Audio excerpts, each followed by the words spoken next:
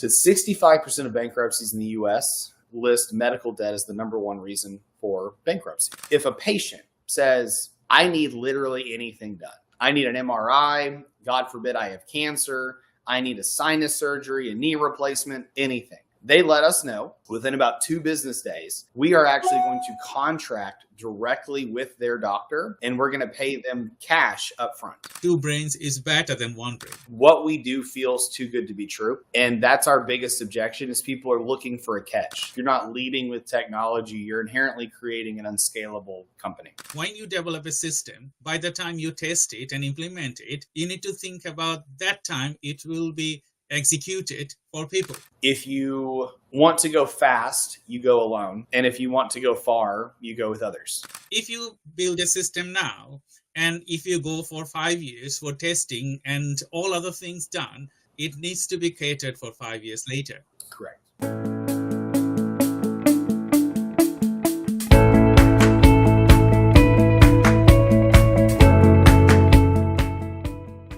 Hello, everyone. Welcome to the Innovative Circle podcast. I'm Dr. 𝐋𝐢𝐧𝐤𝐞𝐝, and I'm welcoming you all for our another episode. And today we're going to be discussing more into business development. You know, ICPcast, we bring game-changing insights, actionable strategies, and inspiring stories from top industry leaders and innovators. Whether it is technology, AI, marketing, finance, or leadership, our mission is to empower you with the tools for success. In each episode, we bring lots of information and core information with a guest. We talk inside and out. And today, we will have a special guest to join me. And his name is Jack Hawthorne, Chief Revenue Officer from Clearwater. So I'm just going to welcome him. Just give me 1 minute.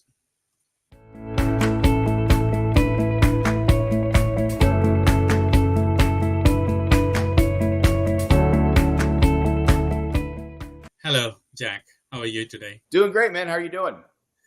I'm fine, thank you. So thank you very much for joining today's ICPcast, and we appreciate your contribution to the network as well as talking to some of the key areas that we wanted to consider to discuss, as well as letting our network know. So to start with, I just wanted to ask you, can you tell a little bit about your journey and what inspired you to pursue this career?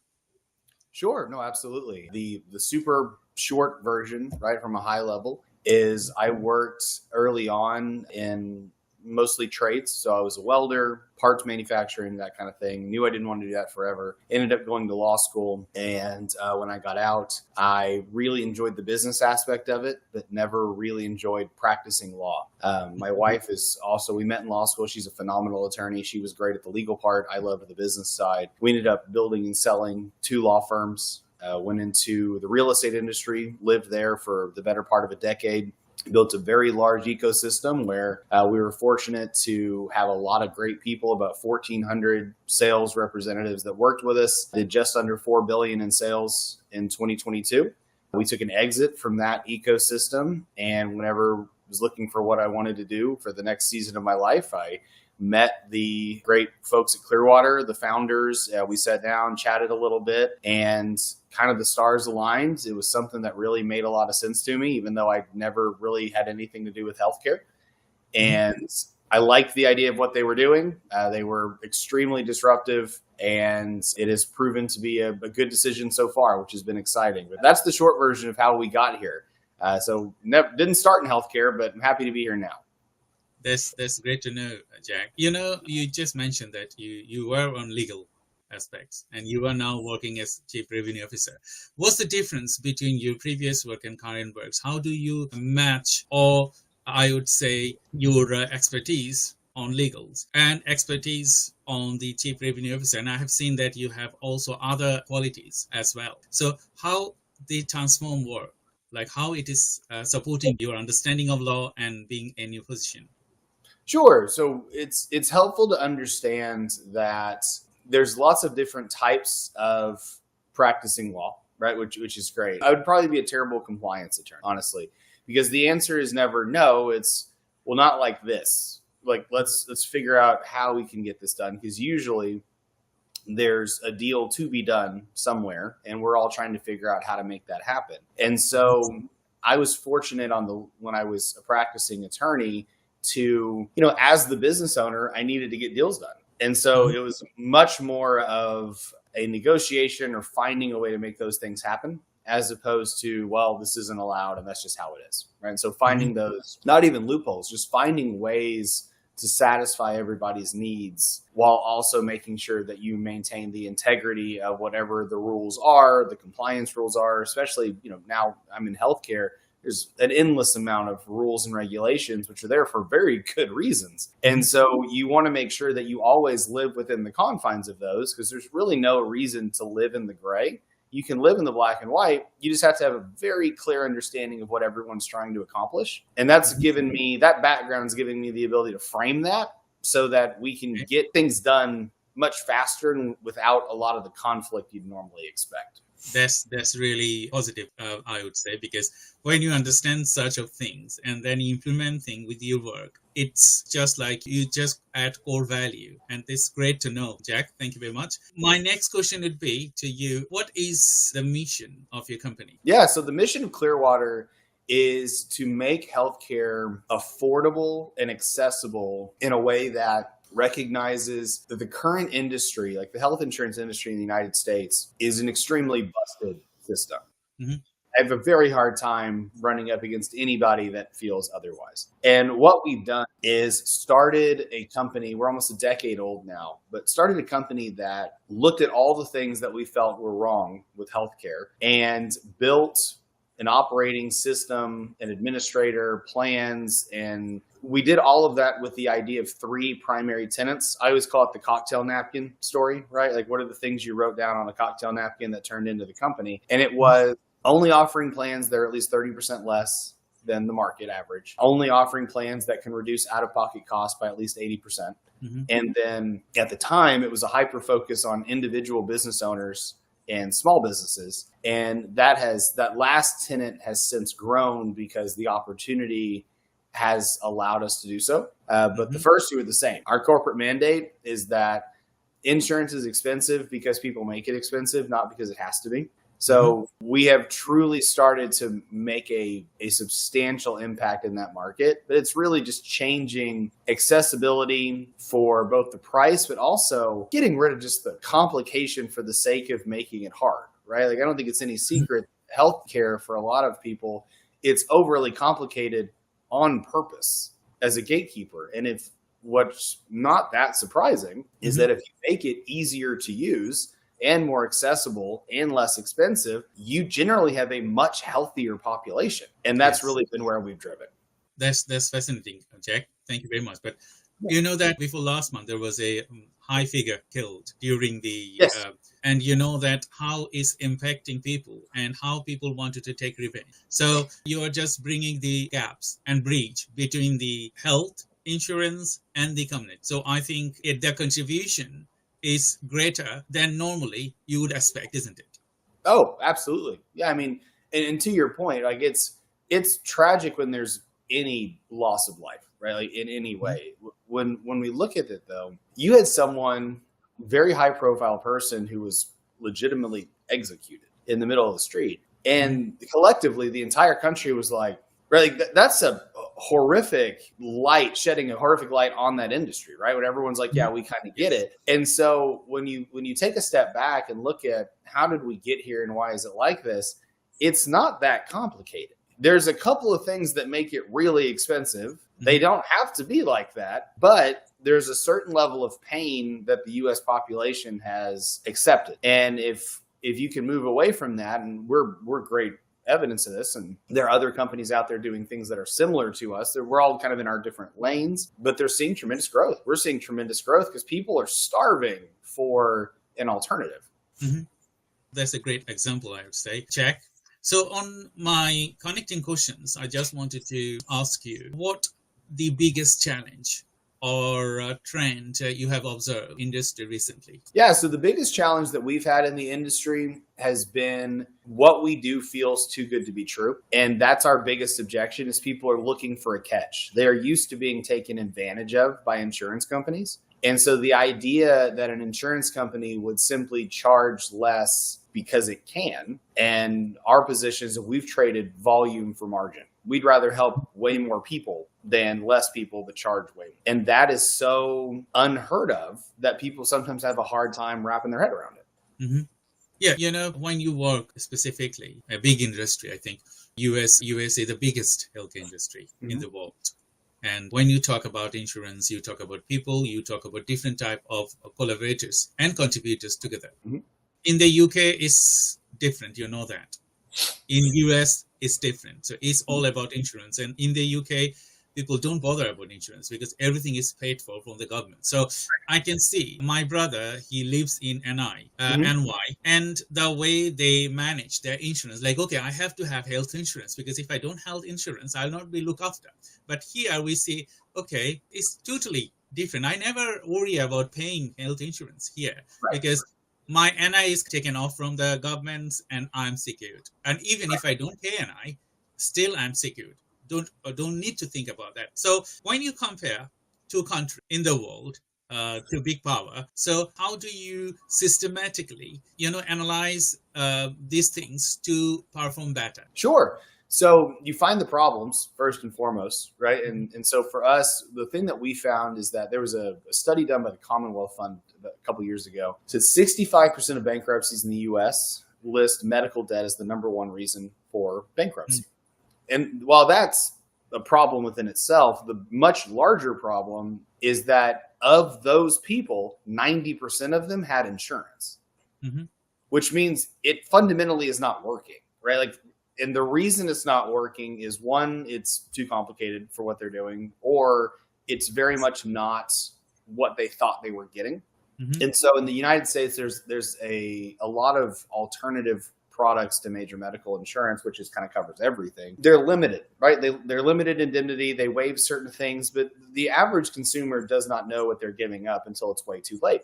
And so when we were analyzing what really makes the difference, it came down to really two or three things. The first one is it has to do what you say it's going to do and what they believe it's going to do, which I know sounds obvious, but it's really not, right? So for us, we don't have any caps on coverage, right? The average American, even if they pay for their healthcare through a big name like a Blue Cross, United, Cigna, it's a very strong likelihood that there's a cap on how much is going to get paid out that year. And so that means that, okay, let's say you have $1 million cap on your coverage, but you have a $3 million emergency surgery of some kind. Well, for the average American, if you go in and say, hey, don't worry, you don't owe $3 million, you only owe $2 million. Well, that might as well be $15 million. It doesn't make any real difference.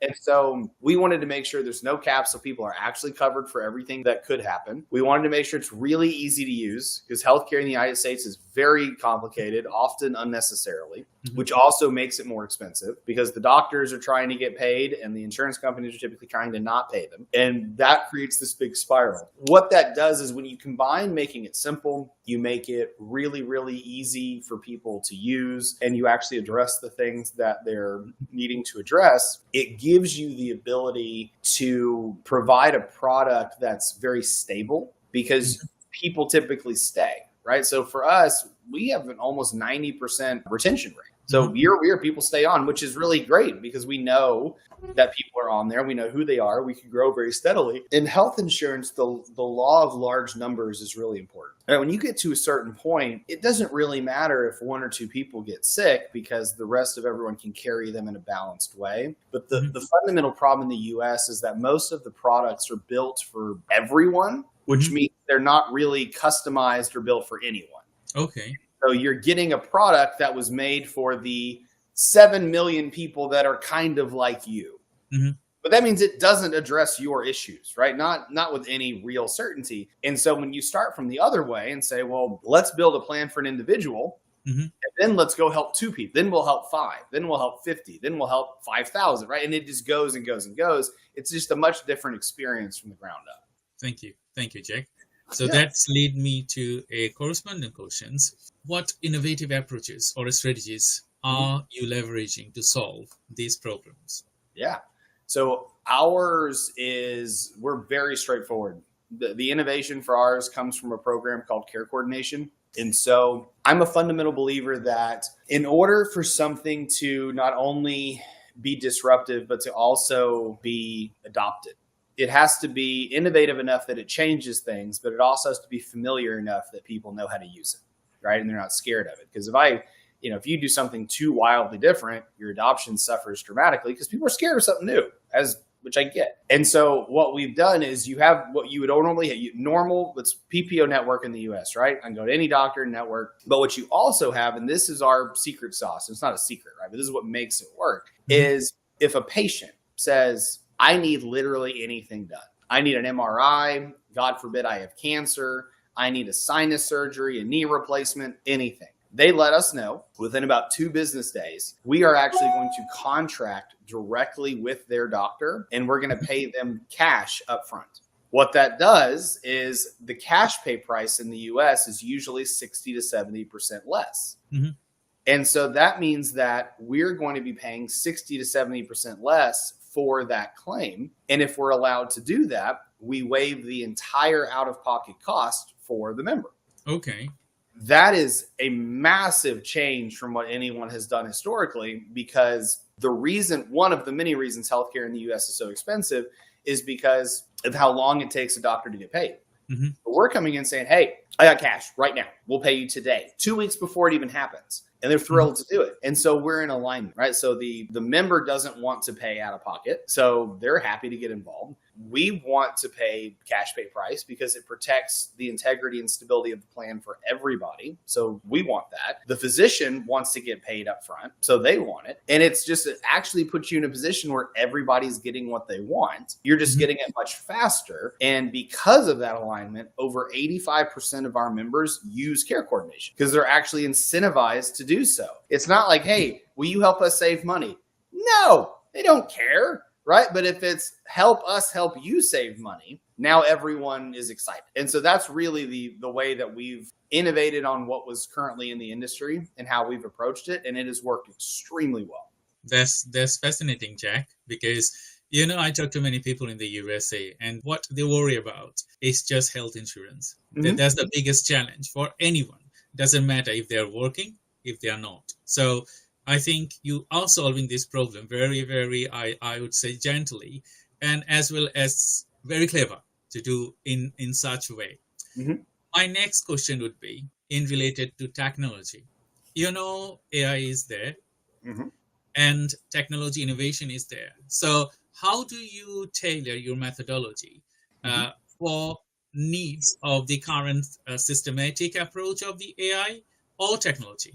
Yeah, absolutely. So we consider ourselves an insurtech company. And the reason we do that is because if you're not leading with technology, you're inherently creating an unscalable company. Mm-hmm. And I can say, I don't want to help 1,000 people, right? We want to help millions of people. And the only way to do that is through a very strong foundation of what we want done, and then a very tech-heavy scalability process. Mm-hmm. So we are 2 years in and a considerable amount of capital in on developing our own AI platform that actually runs an insurance company. Mm-hmm. And it's still a baby, right? Like it's in testing, it's learning, it's doing its stuff, but it's already phenomenal. But what it does is it gives people the ability to access on-demand questions very quickly. It knows the member, so it can answer their questions. It has a personality. So for those that want a phone call, you have a phone call. On average, it takes about 45 seconds for someone to realize they're talking to an AI as opposed to a person, which is longer than most of our clarification calls even last, right? Mm-hmm. And what it really allows us to do is to say, because we will need less support team to cover the day-to-day things, we will be able to hire the absolute best of the best at everything that we need, because they have the support, a very robust artificial intelligence component on the back end. And it's also why we're remote. I'm one of the few people in the world, I think, that I hate being remote. It's fine. Right? But I love an office, and I know that makes me broken and old, but it is what it is. But being remote means we can hire the best talent from anywhere in the world without having to worry about any restrictions. And that is so incredibly worth it. So when we're looking at this, we're going, how do we get the best talent, the best experience, the best process? And it has to be by being tech forward, by situationally developing either our own technology or using technology that's already fantastic that we couldn't replicate in a meaningful way, and kind of finding that balance, but also understanding that most companies have tech that they like. And so because of that, all of our systems are built to API into essentially anything. Because if I have to dictate your company has to change what you're doing in order to work with us, my adoption goes down, right? Just for no one likes change. So I'd much rather build it to be friendly with anything that you're already using. And that just makes it a much more frictionless process. I totally understand. By being an AI specialist, as well as working in the industry for custom software development, my PhD research was to build a cloud hospital. And yes, I completed that research to building a clouding hospital. But there are lots of, legislation and a lot of other things in the way. So when I completed my virtual hospital, I tested it in Bangladesh and in the UK. People there using it. It's become very much progressive. Like, okay, it's very much faster in compared to the current people. They're going to be using it. So my thinking was, okay, when you develop a system, by the time you test it and implement it, you need to think about that time it will be executed for people. So if you build a system now, and if you go for 5 years for testing and all other things done, it needs to be catered for 5 years later. Correct. Okay. So still ongoing research with the virtual hospital, but the way you say it, the way you support people, API integration, all other things to adopt new technology is fascinating. It's fascinating, Jack. So my next question to you would be, you must have challenges and lessons and significant success doing your technology, as well as tailoring your methodology to your target audience. Can you share some of the success stories or failures to the audience? Yeah, absolutely. So, there's you hit a great point, which is the development testing. When does it actually hit the market? Is it ready? Is it an old product at that point, right? Because of what it is. What we have found is that people are willing to accept a slightly bumpier process as the other side of innovation. And so what we will generally do is when we are rolling out something new, we're going to ask our current population, hey, we have a new member portal, a new AI thing, a new whatever. It's not done, right? Like you are live testing it as we go, but it's better in all of these ways. Would you like to test that with us, or would you like to wait until it's fully cooked? And we will have people that say, let's do it, right? Let's roll with it. We know it's going to be bumpy. And we always ask, we want feedback. And positive feedback is great, but negative feedback is way more important. Let us know what's going on. And so while I would never require someone to use something that's still being cooked, I would so much rather test our technology with the people that are actually using the technology, because the bumps in the road are being experienced by the people that are actually experiencing those bumps in the road. That's the intended audience. And so when we consistently hear back, hey, to your point, concierge virtual medicine is a non-negotiable. It has to be. So now, because of that, every plan we have has at no cost concierge virtual medical in all 50 states. Like I can FaceTime a doctor within 30 seconds at any point.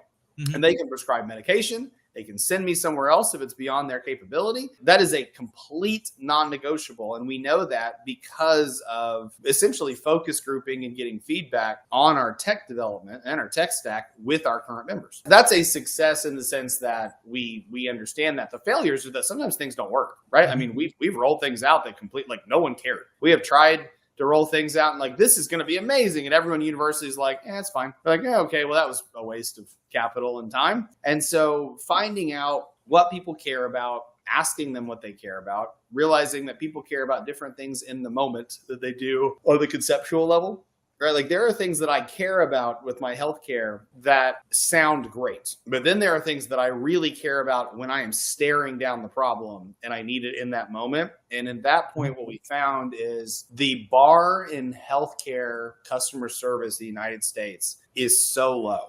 right? Like it stopped developing in the late 80s, right? They just didn't have to do it anymore. If we can say, look, we're going to start by providing a neutral to positive experience globally, but we provide a hyper focus on a great experience when you have a crisis. And then we develop back into the global, it's much more impactful because no one is calling us on a good day.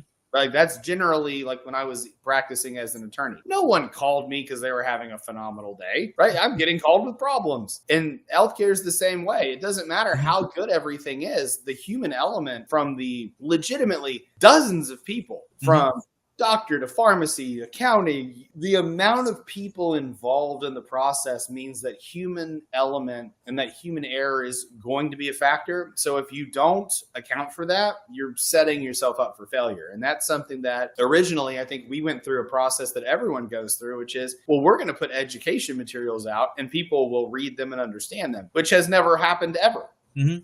Like we want to put them out there for the folks that will read them. We also need to be prepared to help people that fundamentally don't understand what they may have signed up for. And we want to very gracefully and empathetically guide them through that to get them care. Thank you, Jack.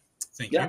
So thank you for joining today's podcast. And I'm Dr. 𝐶𝐤𝐧𝐤𝐶 from Neurodivergent Business Consortium, Time Research and Innovation, and Sales Funnel Accelerator. And we have our guest, Jack Hawthorne from the Clearwater, and we're talking about today healthcare. So we're just going to go for a small break and we will welcome you a little bit later after the break. Thank you.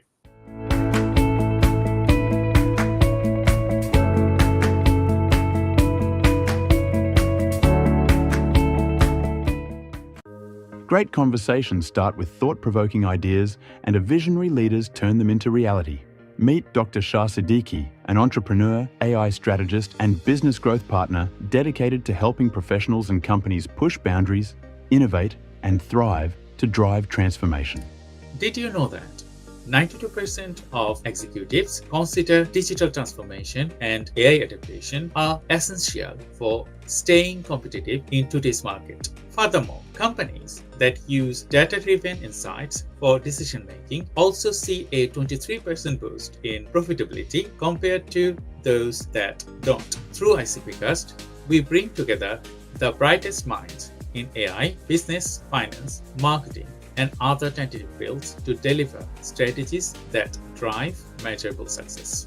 Dr. Shah is the founder and C-level executive and leads multiple startups, including Gen Z marketing agency, Neurodivergent Business Consortium, NBC, Time Research and Innovation, TRI, and Green Threads DPP. He is AI and technology expert and helps businesses harness AI for scalability and efficiency.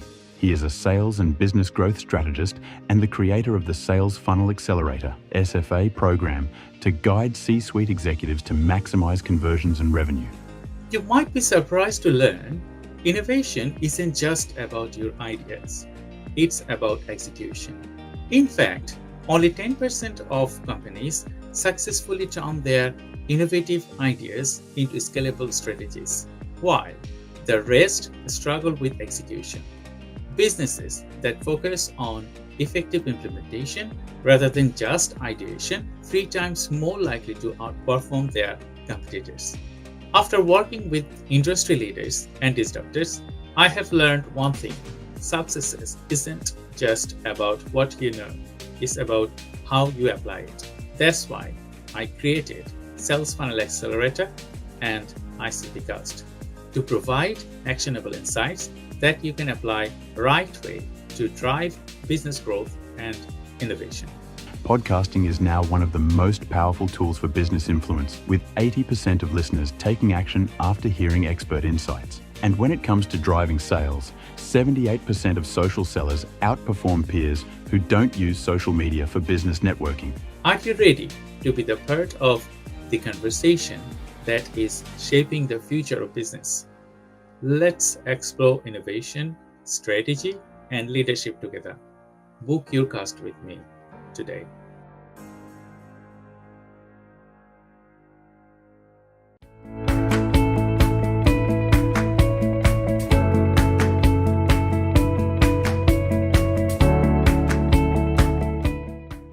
Hello everyone, thank you for watching today's Innovator Circle podcast. I'm Dr. Shah Siddiqui, and I have Jack Hawthorne from the Clearwater, and we're going to be continuing our conversation to the next segment. Jack, on this segment, we have some more questions for you to contribute to the future innovators, business people. So, in a way, talk about actionable takeaways.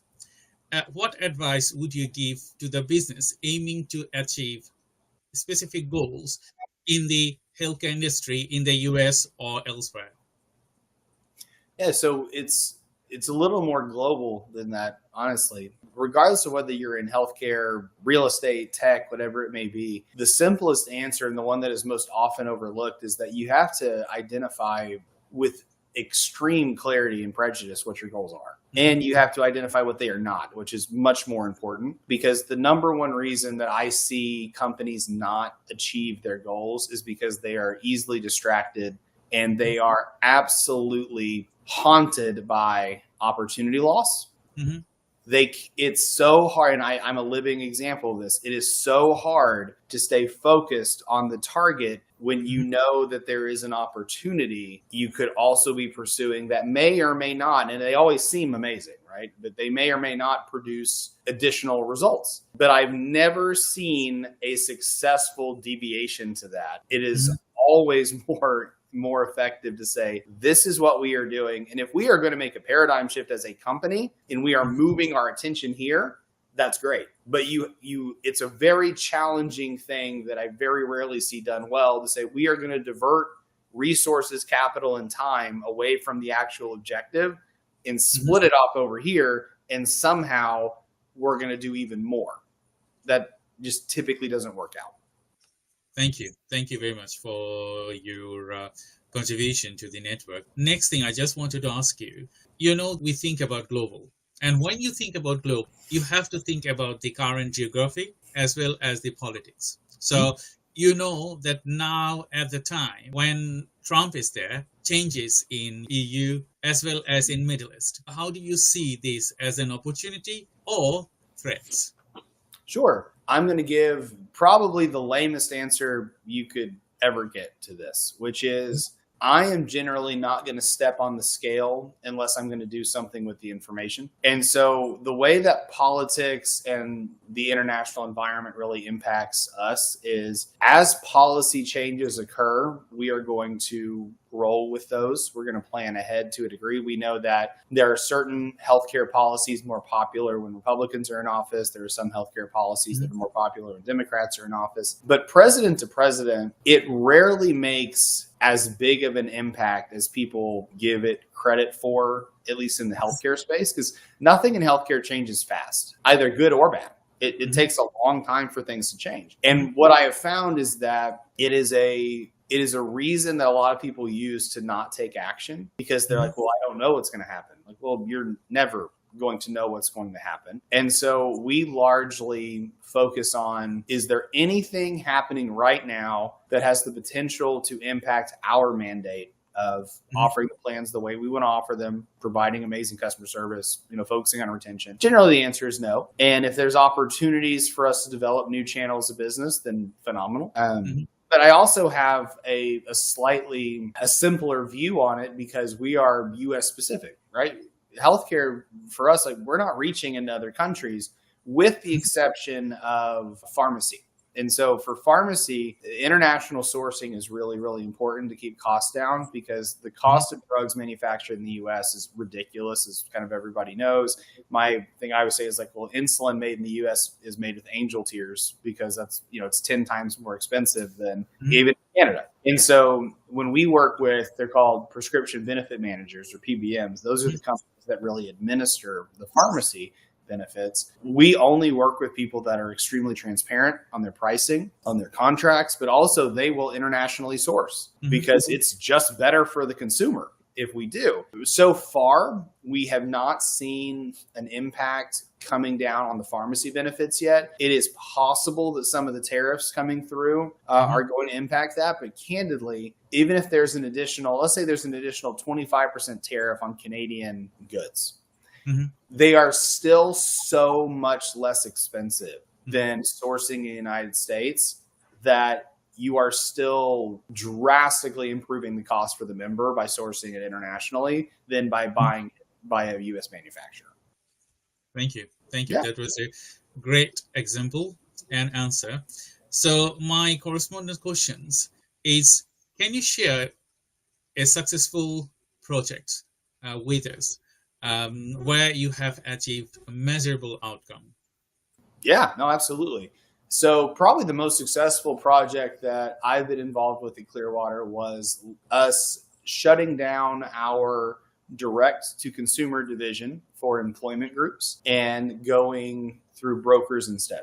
And so what that really means is for the first 8 or so years of our existence at Clearwater, we went direct. We focused on big trade associations, large companies that had a big 1099 base, so contractor base. They weren't full W-2 employees, which means they didn't have access to benefits. And so we still do that. But what we do now instead, predominantly, is we do that on the individual side. We still help the individuals that need help. But if we're talking to a company that needs benefits, we pivoted to say we now work through outside brokers who are going to bring business and write the business just like they would for a Blue Cross, United, Cigna. We're just an insurance company that they're quoting. And that pivot allowed us over the last year to just over quadruple in size, because we effectively, I mean, I couldn't even give you the percentage, but our sales force exploded. Because instead of us just reaching out and engaging, we're now working through others. And, you know, I've always believed in the mantra that if you want to go fast, you go alone. And if you want to go far, you go with others. And we chose to go very fast in the beginning to develop products that were very contrary to what people are used to seeing. And we hit a point where we said, okay, we are now ready. We have what we need. Let's build it to go far. And so we started partnering with a lot of really great people. And that has been the key success that's really driven our growth over the last probably 2 years. Great example, Jack, because through my work, I can imagine the ways you say that faster, yes, you can make your decision yourself. So it will be faster anyway. But if you wanted to grow better and well grown, you need some other people, because one brain is worse than two. I always give these examples. People say 2 brains is better than 1 brain. So when you have many people, expertise in your team, or outside collaborators, you can bring things differently. So the next segments are going to be talking about more into the future. So thank you everyone for joining today's Innovator Circle podcast. And I have Jack from Clearwater. So we just wanted to talk about the future, you know, in relation with industry trends and shape the future of your industry over the next 5 or 10 years. What specifically trends you would follow to predict the right path? Sure. So, you know, generally speaking, the only way you can know where you're going is to know where you are right now and where you've been, right? That gives you your trajectory. And what we've seen is that there has been a growing need and a growing, voice from the American consumer on healthcare, saying this is getting out of hand. It's progressively more expensive every year, while benefits somehow still get worse every year. And so for us, we're looking at the trend over the last 2 decades that people are averaging massive increases every year. The benefits are slowly being chipped away and getting worse over time. And for us, we're looking at it going, okay, we see where the industry is going in that direction. So if we can find that, again, very familiar, but still very innovative direction and answer the need that people have for an alternative to those legacy carriers, then it allows us to really plot our trajectory quite cleanly, because we know they're going up and to the right. Right? Like, it's going to get more expensive. It's just going to keep getting more expensive. And it's going to take a lot to dislodge the stranglehold that those legacy carriers have on the market. But it is such a massive industry, and there's so many people that are involved that even making a dent in the industry will allow us to have substantial success and change hundreds of thousands, if not millions of lives over the next few years. That's a great answer, Jack. Another thing that I wanted to add, I will ask you the same questions again. When I talk to individual businesses and when I talk to them, like, okay, are you thinking about the current technology? Are you thinking about the current geography or politics or a lot of other things? Because everything is your business contributor. Some people, they ask me, okay, why do you want to tailor a methodology for next 10 years? Why don't it be next couple of years? In relation to that, how do you tailor your methodology? Do you do short-term, long-term, and mid-term? Or you do like, okay, this is my 20 years methodology, and I wanted to change it while as an agile process, time to time, and get out there. How do you do that? Yeah, so it's kind of all of the above, right? So generally, what we found is that if you're thinking within the next 3 to 5 years, and that's it, you probably don't have the scope of vision to really dictate what those 3 to 5 years should look like, right? So for us, if we know that in 10 years, we want to be, let's say a publicly traded company, and we want this much in valuation, we want to be helping this many members. Well, in order to do that, it allows me to lay out the specifics of saying, if I'm going to get there in 10 years, that means in 5 years, I need to have these things done, which means in 3 years, I need to have these things done. In 1 year, I need to have these things done, which means in the next quarter, I need to do these things, which means in the next month, I have to do this. And that is an obnoxious level of breakdown. However, what I have found is we treat everything like a software sprint.